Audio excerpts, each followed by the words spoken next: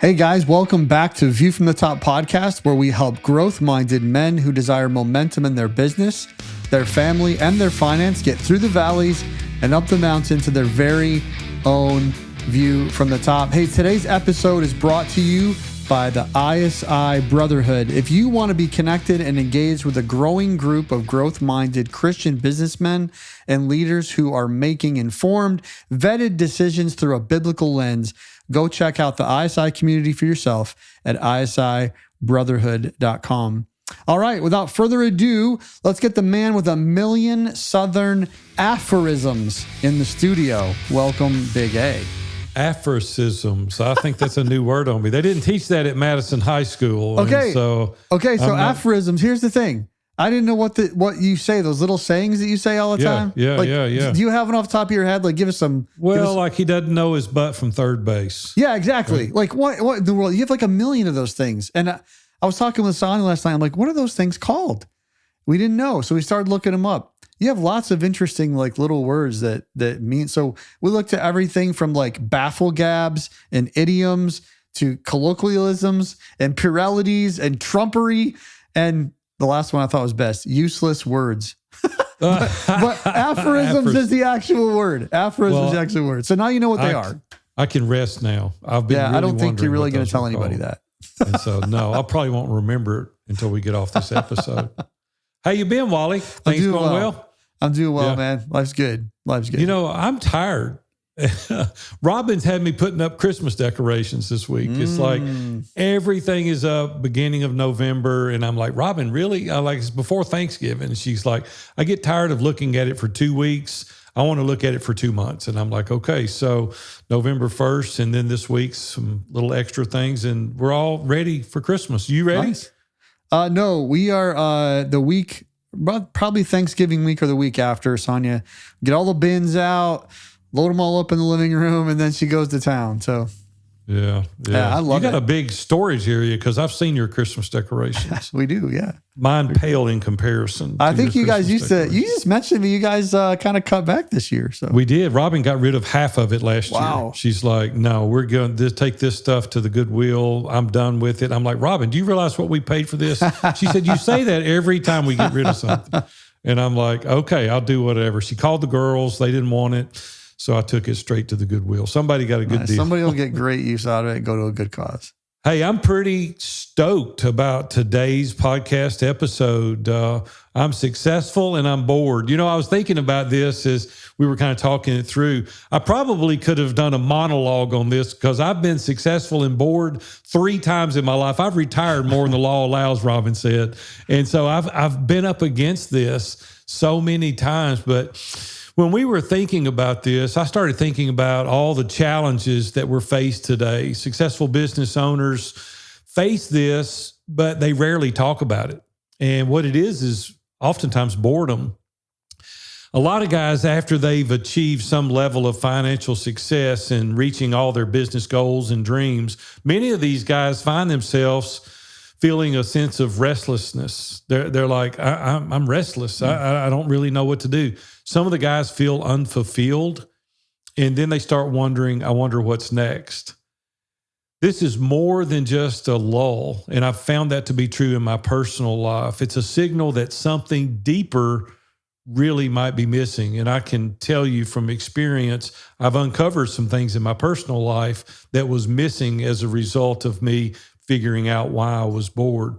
Well, you guys that are listening to today, if you're successful, but you still feel like there's something off, hopefully this episode is going to help you identify why that might be.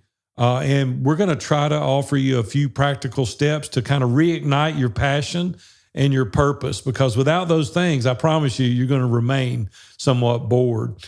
I think it's time to break free from the trap of boredom and really discover what truly matters. And man, we got to get our buddy in here, Mark Nichols. Bring him in the studio, Wally. I want to introduce Mark to the guys today. All right, let's get Mark in here. Mark, hey, good to see everyone. You today, buddy. Yeah, man. Good to see you guys. Man, this has been a guy that's been in our community for about 8 or 9 years now. very successful guy, been with Chick-fil-A like 41 years. We were talking about it in kind of the pre-interview. He delivered pizzas for a year, and then he went to Chick-fil-A, and he's been there ever since. So been an owner-operator now, 33 years? That's a long time, Mark. Yeah, but it's a while.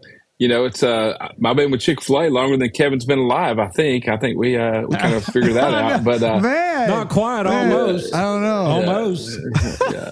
That's no diss on you. That just shows you how old I am. That's all.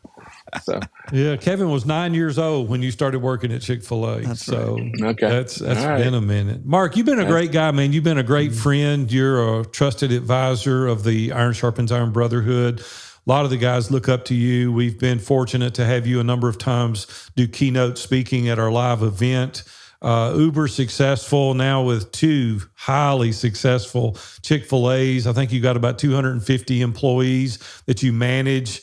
You're doing just a great job. But you and I have had numerous conversations. I've been the recipient of Mark's generosity and inviting me to his lake house and enjoying fishing. We won't talk about who normally wins those little tournaments you and I have, but I will share some of the conversations that we've had sitting out on your back porch, enjoying a great steak and overlooking the lake. And we've caught ourselves in this situation of like, I don't know if I'm still supposed to be here. Should I sell the business? I'm a little bit bored. Like, what is next? What is the reason I'm here? Like some deep, deep conversations. And there couldn't be any better person to be on this podcast episode today than you. So thank you for giving us your time. Thanks for asking me, man. I'm very honored to be here. And Big A, we've had some great conversations, and Kevin, we have as well. And you guys are valued friends and associates. We do ISI together. And man, that's been a huge blessing for the last 8 years of my life. Just left our live event at my mountain house over the weekend, matter of fact. Just got back last night from spending a wonderful weekend with 9 guys in our group, and it was just tremendous. So anyway, glad to be a part of this today. Mark, let's dive in just for a little bit. I'll start, and then each person can kind of chime in. You know, when I was 27 years old, I sold my first business to a Fortune 500 company, and you know, I could have just retired and been done, and it wasn't that much money, but it was enough. Like back I could then, have it was made quite a it bit work. of money. Yeah, it was then, but but it was like, and then 18 months later, Robin woke me up in the middle of the day. I was getting in the bed, like not laying on the couch taking a nap. I was getting in the bed in the middle of the day, and I gained 50 pounds in 18 months. And she said, "This is not what I signed up for." I said, "I'm bored." And a lot of people listening to this today will be like, "Oh man, I would love to experience that." I'm not going to take away from it. I mean, it was cool that I was able to sell to the Fortune 500, and I did have a little bit of money and had a little free time. Was able to fish and play golf, but you can only do that so much. And what I discovered in myself was that my buddies were out working, they were crushing it, they had purpose, they had meaning in their life, and I was like watching reruns of Andy Griffith, and I'm like, golly, is this the way it's going to be? Like, it's nice to have a little bit of money, but is this really what I want to do? And so, yeah, where have you guys found yourself second guessing or questioning? Because both of you guys have had a level of success as great or greater than I'm referring to here. And what are your thoughts when you're alone and you're thinking through your purpose and the meaning? What are you guys thinking about? Interestingly enough, Big A, through the years, I've had my ups and downs, moments where I'm very engaged in my business and excited and looking to the future. Other times when I'm kind of bored, removed from it. And no doubt I've gone through seasons with this, and we invested in other businesses along the way. And I can't operate businesses with my agreement with Chick-fil-A, but I can invest in them. So we figured out a creative way to invest in businesses. With other partners and stuff, and some of those have gone good. Most of them have not. So, but being creative or being bored kind of leads you maybe to being creative at times, and sometimes that can go good or bad. But I will say this: the one thing that's kept me coming back to loving what I do as a Chick-fil-A owner operator is the word reinvention. Like, I have consistently had to figure out how to reinvent myself, my purpose, my why, and just the motivator that keeps me going. And what is it? It changes through the years, but reinvention has been the number one thing that's helped me. Give us an example of like how you reinvent. Like, what does that mean when you say reinvent? Like you blow it up even if it's working, or what do you do? Normally, I don't mess with the business a lot. I reinvent me. I reinvent what's important to me, what the next 5 or 10 years are going to look like for me and my family and my life. And I go and I kind of attack that. I remember earlier in my business around 2003, I just got so burnt out on doing the same thing over and over. And I was really hands-on managing one restaurant at the time. And I said, I had managers, but I was in there all the time. And I realized, man, this is a marathon, not a sprint. And if I really want to make it to the end of the marathon, I've got to recreate who I am. And so I just kind of came up with, what are the things in the business that I'm great at and I enjoy doing the most. And let me figure out a way for me to focus on that list of items and nothing else. And then, John Maxwell says it best. He said, you lead on your strengths and you hire on your weaknesses. So I figured out a way. I need to hire a bunch of people, the right people, develop them, and then get out of their way and let me focus on the things that I do best. And reinventing myself to that point was the big aha moment in about 2003. And then through the years, I've had to continually do that. I did it again this last year. I got a hobby. This was a new one. So I got, I'm into the Jeeping thing. So I bought me a Jeep Wrangler, upgraded it. I'm in my 4th Jeep Wrangler in a year and a half. I'm kind of crazy about it. Taking it off-road all over the place. I got ducks. I'm a ducker. Yeah, some people aren't, but I am. Really? You got those little ducks on your dash? Oh, they're all over. Really? Yeah, they were going all over the place. I had to finally take some down. See, the ducking thing is you duck Jeeps. If you like somebody's Jeep, you give them a duck. So I duck everybody. I didn't know how you got those. I'm glad you explained that. I duck every Jeep Wrangler I see, and then I'm getting a lot of ducks in return. And anyway, it's fun. But my wife and I are traveling around the country and doing some really cool things, and that's a reinvention too. So, how does it help my business? Well, I come back to the business focused, energized, relaxed, and there's some more I'll talk about in a minute around how by you reinventing yourself, it will enable you to reinvent others in your business next. So. Pragmatically speaking, like what is the activity you go through? You go out on your deck? Do you get other people? Do you talk to your lead team? I know you're in your mastermind. Like, tell us the steps you go through, like, to make these decisions. Well, it's not a science at all. It's an art. It's just kind of like, you feel it coming on. You feel like you're burned out. You don't want to go to work. You don't want to do the same old stuff. And you got to say, well, what is it that makes me enjoy this? And what has in the past made me enjoy it? And I realized that, what I love to do is to develop leaders and promote leaders and help them figure out how to have the best life possible. So for me, that means not micromanaging them, but giving them the opportunity to develop and grow their leadership without me hovering over them. So giving them space and then finding key touch points to go back to them is how kind of I figured that out. Now, sitting on the back deck, looking at the lake, going fishing, whatever, getting my head clear, going to my ISI mastermind group, bouncing it off them. But in the end, it comes down to that gut feeling of I'm frustrated. What do I need to do now? Which leads me to the thought, okay, how do I reinvent me in this season of my life? And the seasons of our life will change us. Now that I'm 59, I'm looking out saying, okay, how many years of good, solid health do I have left? Not life left, but health. So I can bounce around on the Jeep today and climb in and out of it and do all that stuff. But can I do that 10, 15 years from now? Maybe not. So I'm going to go and have fun with this today so that I can be better for my people when I come back to the business, and it's worked. Mark, you said something that's important, Wally. Sorry, just for a second. I listened to a podcast this week with Patrick Linsoni, and he said in there that none of us are burnt out. We're all bored. And you just said it. You said, when I get burnt out, I discover that I'm bored. And he's saying they're the same. He said, we're not burnt out, we're bored. And that's what you just said in describing that. So, sorry, Wally, go ahead. Oh, no, it's all good, man.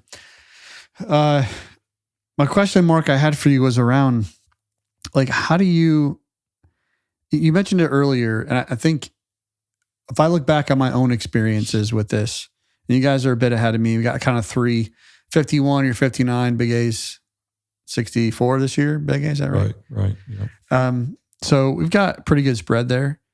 Like, I wish I would have known that it was okay for those periods of boredom to take a little bit of time. Do you agree with that or not? Like, I thought when I started feeling it that I was like, oh my gosh, something's wrong with me. I've got to and I started doing stupid stuff to try to fix it versus taking the time that it needed.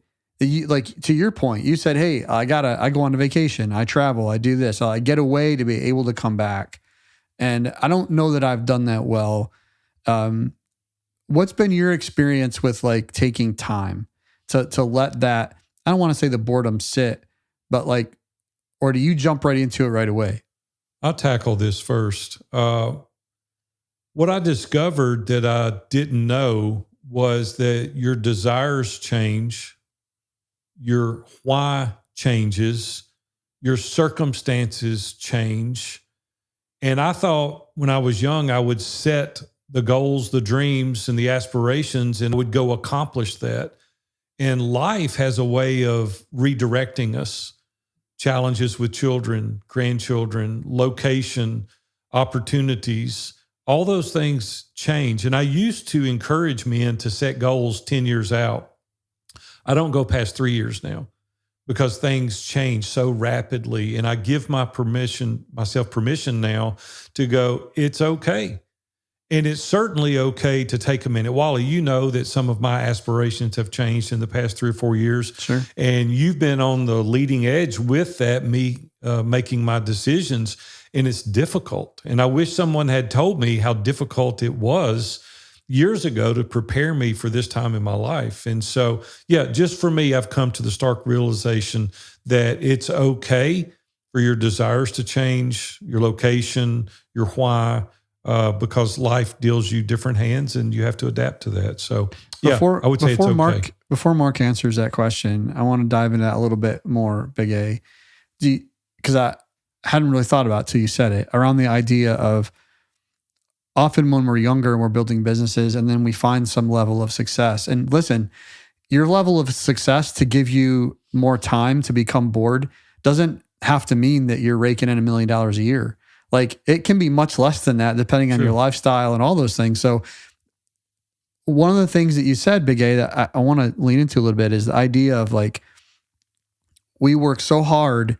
We have these visions, these goals, things we want to accomplish as entrepreneurs and business owners. And then we kind of get there. You start to achieve those things, but we don't take the time to readjust our why. And so that was my experience. That's what I did. I hung on to that too long, or I got bored over a period of a couple of years before I sold my business because I was trying to I had reached that point that I've been trying to reach for 16 years. And I get there and had really struggling with how to change that. Not my identity, who I was, but I just wanted to live in that moment almost that's all that mattered, too long. I couldn't, had a hard time seeing a difference of what would be different and why, and how that would have purpose and drive me forward. I get to share this often on podcast interviews when I'm guesting, but one of the things that you just said that I think it's important to recognize and acknowledge is that when you obtain that goal, sometimes it doesn't scratch the itch like you thought it was going to. A lot of people say, when I get here, then I'm going to enjoy myself. Then I'm going to be happy. And happiness is a choice, right? It's not a trait. And we can decide to be content and happy, not complacent where we currently are. But a lot of people think that money is going to scratch the itch or success is going to scratch the itch and then everything is okay. And it's not, because then you've got different challenges and you've got different obstacles and it's elusive. And it keeps going out further and you keep thinking this tangible possession or this asset is going to fulfill you. And that's just not reality. Good word. Mark, how about you? If you go back and think about, is it okay that it takes time? Like, is there, Yeah, you jump right to the next thing. a lot of thoughts coming in, but first of all, success could be a real detriment to you, not necessarily a blessing, because it depends on how you handle it and what do you do with it. And sometimes that success creates more stresses and difficulties in your life that if you don't change and reinvent yourself and how to deal with that, you still try to deal with it the way you dealt with the problems you had 5 years ago, then you may really have some uphill battle with your family, your life, your health, and the business itself. So, it's a challenge. First of all, I think boredom in the business is not only natural, but it's healthy. So I think it's natural because if you build a business over time and you have any measure of success, whether it's you have one employee, no employees, 100,000 a year, a million a year, whatever it is, whatever you define as your successful point, when you get there and you look up and you feel yourself getting a little bored, it's natural, number one, but it's really healthy because it drives you back to who you are, why you got involved in it, and what are you going to do next? And as Big A said, our life changes, our seasons change. Like now, I've got 4 grandbabies. Hopefully, we'll have more here in the future. So all of a sudden, I've got a new priority. Yeah, well, we're trying. Yeah, they're trying. Hopefully. So anyway, with that going on, I've got a new priority. So I have to rearrange my business life because, hey, I got to be at a baseball game and I got to be at a gymnastic event. And, these are priorities now that I didn't have before. So I think that our whys change over time. And this question came to me at a workshop, Chick-fil-A workshop a week ago. And this guy said, he asked this question. He said, we often ask ourselves, what's going to change in the next 10 years? Well, everything's probably going to change in the next 10 years. I mean, we have a vote today. Who knows what that's going to bring out and what kind of changes we'll see after that. Either way, whoever gets in office, there's going to be changes, but the reality is a better question is not what's going to change, because everything's going to change. The question is what's not going to change in the next 10 years. And by thinking about what's not going to change in the next 10 years, sometimes when you're bored, it's better to realign with those questions and those items so that then you can be more effective and create significance in your life instead of trying to create more success. Mark, you said something that I think is pretty profound that we shouldn't miss. Let's don't gloss over it. 2 years ago, I took a 2-month sabbatical, and the first 2 weeks were very difficult. Like physically, I was trembling. You could look at my hands. I was shaking. I was so nervous. And then it allowed me to get into a state of reflection that honestly, I was bored. I didn't have any activities. Like I canceled everything. There was nothing I had to do. Sat on my patio, took trips. And out of that, I restructured my life and came back to the office 2 months later, a new person. And it was only through the boredom that I was able to do that, because we don't realize how shallow we think until we don't have anything to think about. And I want to encourage those listening, if you're able to take some time off, you can really get down into a level of thinking that you couldn't before. So to Mark's point, boredom is healthy. I couldn't agree more with that. It forces you to rethink. It gives you the bandwidth to reorchestrate the way you really want your life. So yeah, don't look at it necessarily as bad. I want to lean into that real quick because what you guys were talking about, like, I agree with you. You guys have had years of experience to get to a point where you think boredom's healthy. The average guy listening to this podcast today thinks you're absolutely freaking insane, right? Like that's crazy talk, right? Yeah. The reason I think and I think the reason for that is because we're not aware when that boredom happens. We just try to stay in that space and we try to force it. And you guys have got to a point of maturity where you're able to take a step back and be aware of what's going on, which allows you to give yourself that space to think. And I'm assuming that didn't come last week. I'm assuming that would give you got a time to be able to get there. Yeah, I've got a comment to this. As right as you said that, I was thinking to myself that most men in business and on this podcast and not on this podcast, they would love the problem of being bored. They would love it. And even in my industry, with I know a ton of Chick-fil-A owner operators. There's thousands of us, and man, how many of them are in there every day in the grind, literally running their restaurants, either because they love it and they want to, and there's a lot of them that do that, or because they have to, or they make some kind of choice that they're willing to cut their profit. I mean, they want to increase their profit, so they're there. But whatever the case is, they're there, and then in the general marketplace, most men are just trying to get there, and I understand that. And I would say this: make it a goal to get there. Like, the way you get there is you grow the business enough and you grow your leadership team enough where they're running things without you in the day-to-day. And then you can look around and say, okay, where do I fit? What's my new role? And, there's several stages to get there. One, you got to have leaders that are good at what they do. They can lead other people. And then you got to have leaders that have a system in which that they can, hang everything on and work through the processes with the system. Then these leaders have to be able to replicate that process to build a pipeline of new leaders. And then once they've done that, they can hover above it like you are, and they can oversee the entire thing, the entire organization and growth of it. And when you can get there yourself, then you can help others come through that process, and then they can get to that point. It's kind of where I'm at now. Like, my new role is, how can I get my 30 managers, but primarily about 15, and then beyond that, even 6? How can I get at least the 6, maybe the 15, hovering and having freedom in their schedule and loving what they do because of that?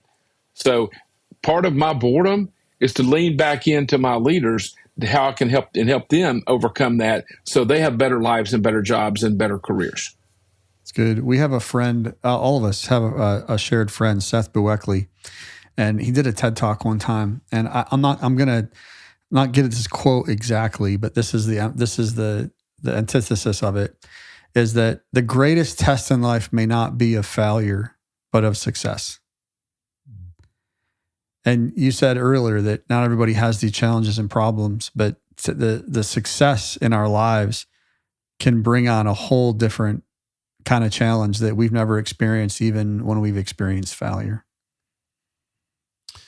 I want to talk about some of the warning signs, some of the things that as you become successful and you feel a sense of boredom, where do you guys see that you have spent relationship capital to accomplish your success? Because I think a lot of guys, their business success comes at the expense of close relationships. And what is some of the warnings that you might offer some of the guys listening today to pay attention to as they become successful, reaching that sense of boredom, and paying attention to those relationships? And the reason I'm highlighting this is because our number one core value is relationships matter most. And that's in our organization, that's in my family, everywhere, because I almost came home to, I say with a pocket full of money to a house full of strangers. The relationship capital that I burn up building the businesses, you're like, was it worth it? And so what warnings would you give guys today for paying attention to those close relationships? I'll chime in here. It's easy to look up when you're 50 and say, wow, what do I have now? Who's in my life? What's important to me? And then, what have I done all these years to nurture that? And it's hard when you're 30, or really an age isn't the criteria here, but I just know in my life, when I was in my 30s, man, I was just driving hard to build the business, right? Yeah. 40s, still trying to get there. And then somewhere in the 40s, late 40s, 50, things kind of settled in a little bit. And what you don't want to do is you don't want to look up when you're 50, like you said, Big A, and like, where are my friends? Are not here anymore because I didn't keep them with me. I didn't have, time for friends along the way. And then my kids, they don't know me. Or even, wait till you're an empty nester and you look at your wife and you're looking at each other like, Who wow, are you? Yeah, is this going to be good or bad? No, you want to like send them kids off to college and high five each other and say, baby, let's hit the road. This is great. We're going to have the time of our life now. I mean, you got to build that when you're 30 and 40 though, so you can enjoy it when you're 50. I'm contemplating writing a book I've contemplated writing a book for a long time. I never do it. I hadn't done it yet anyway. This one's going to be called, I think, I'd rather be a goose than an eagle. And doing a little research on an eagle versus a goose, a Canadian goose, the eagles pretty much fly alone. Sometimes you'll see them in a pair, and every once in a while, if they're feeding in a certain environment, they'll be in a flock, but not for long. They usually get back on their own. But geese, however you say it, the geese fly together. They encourage each other. They build family together. They have a relationship together. They fly in the V. They honk and encourage each other. And it's just, you look at them like these guys are enjoying their life. And these eagles look like they're just pissed off at the world the whole time, flying around trying to kill something. And so I'd rather be a goose than an eagle. And just some thoughts. That's good. You say that, Mark, and at first I'm like, that's one of the stupidest things I've ever heard. And then I'm like, wait a second. Like, well, I mean, think about it, right? As an eagle, we're like, oh, we should be that. That's what we should be. Then I start thinking, especially you said geese are out there honking at each other. I'm like, that sounds terrible. But because I've been in those environments where geese are honking at each other. But what you said, I personally take life too seriously. And so I'm the eagle looking around like I'm going to kill something all the time. And I miss a lot of honking. I miss a lot of relationships. And, I started thinking to myself, yeah, geese are just kind of like, whatever, hanging out in groups or whatever. But when they fly, they take turns leading, right? Mm-hmm. Well, you ever noticed that in the arms, they're never symmetrical? Do you know why? What do you mean, the arms? The arms of the V. There's one arm always longer than the other. Oh, side. Do you know why? Yeah. I can't tell if this is like truth or a joke. Well, there's more geese in one than there is. There you go. The thing that's really, as we end up today, the thing that I want to talk about a little bit is routine and the lack of challenge. And I think a lot of times we get into maintaining and managing, and there's no real challenge ahead of us. Mark, you could do your business in your sleep now, right? You know exactly how to do every aspect of it. Mark, we'll start with you.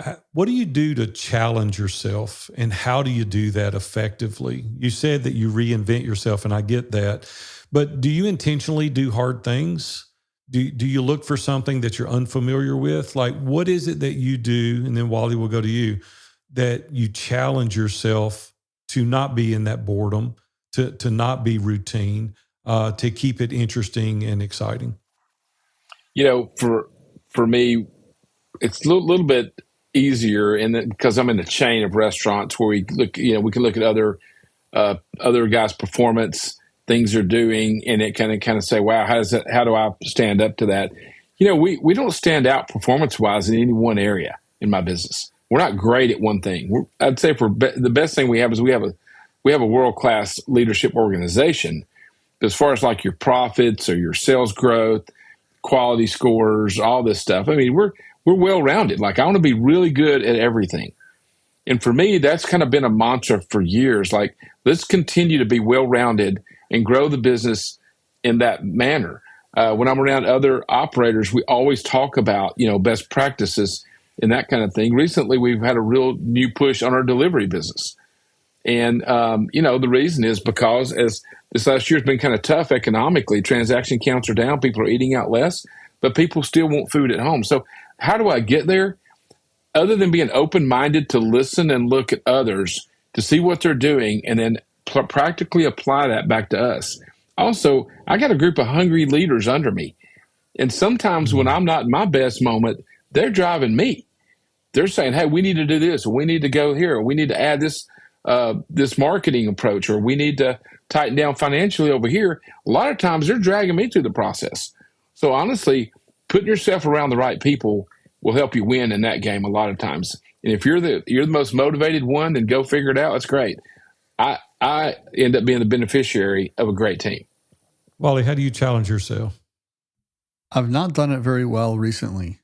When I sold the business, it was a couple of years before I sold the business in 19 that I started to get some of that boredom. And then kind of carried through. I did some new things. I joined joined the leadership team at ISI and to serve men with our mission there, on a part-time basis, fractional basis over the years. But I've not done that well. And so what I've discovered this past summer, through my ISI group, through some individual efforts on my own, trying to figure out like what's missing, what's missing. I think one of those ingredients for me is adventure. I love to do things. I'm a curious person naturally. And I had just gotten kind of so isolated in my own thoughts. I was around people, but I just allowed myself to get isolated in my own thoughts, and that I had kind of worried in some sense that what I had achieved, I was going to lose. I'd never experienced that before, right? When you have some success, you get something, and it's like, now that I have it, I was tempted to go into like protection mode, and that's not very fun.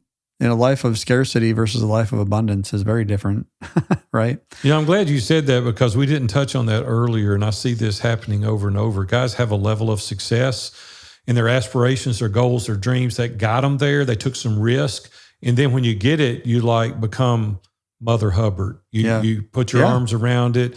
You're trying to protect it, and all the things that you used to do to get successful, you stopped doing. And now you spend all of your effort and energy in protecting your little nest, right? So Mark was, you're spot on. Mark was talking about, taking some time and taking a trip or taking some time off. So one of the things that I'm looking forward to, hopefully my plan is to have something going into 2025. In 2025, I initially thought I wanted to hike the whole Appalachian Trail at the same time, which is called a through hike. And it's like just over 6 months. And Sonya's not a big fan of that. So, and I don't know how that works in my world anyway, but it sounds great. And then I got thinking, but if I don't do a through hike, like it's going to be really, everybody asks me like, oh, I did the Appalachian Trail. Yeah, but I kind of did it, here and here and here. It just didn't feel like it was like complete, or like, like the big enough thing. And I was talking to an ISI brother at a retreat recently, and I was telling him this, and he looked at me and he goes, I'd go on a section hike with you. And immediately my whole mindset and heart changed. And I was like, if I could find 10 guys to go on 10 section hikes with me over the next 10 years, that would be a better way to complete the hike than do it in 6 months by myself. So finding some new ways to approach adventure, at the same time, get some of that white space. I think we all need to be able to reset and be aware of what's going on in ourselves. An executive with Chick-fil-A a while back told us that one of the things he does to stay fresh is learn something new outside the business. Like he learned how to play guitar. Well, for me, this Jeeping thing has been unbelievable, because I went to Colorado and Utah for 20 days last September, early October. But I came back so fresh, so ready to re-engage with my leaders and to get back to the business. Those things will absolutely reinvigorate you. Yeah. That's good. You sold more chicken while you were gone than when you're there too. So, Yep. Yeah. Wally, what I think is really interesting, and we don't want to miss this either, is that another reason to surround yourself with trusted advisors is you didn't know what you didn't know. And he introduced a new possibility to you that you hadn't even thought about, doing this in sections with other people. Now you're accomplishing building relationships. You do the trail, you accomplish that goal, and you get to do it with somebody that you can celebrate with. So I thought that was pretty cool. Mark, any final comments or thoughts related to this topic before we end today? No, I think that, boredom being healthy is a super thought here. And, another, how do you kind of get there? How do you get to where you are bored? And I got a quote here that was given to me at this Chick-fil-A event the other day. It really stood out to me. It's, what are my non-negotiable highest payoff activities?